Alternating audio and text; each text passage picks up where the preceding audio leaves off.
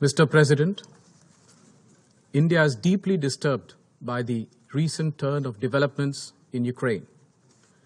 We urge that all efforts are made for the immediate cessation of violence and hostilities. No solution can ever be arrived at the cost of human lives.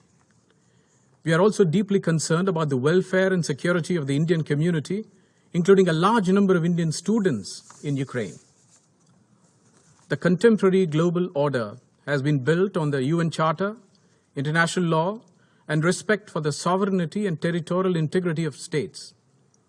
All member states need to honor these principles in finding a constructive way forward.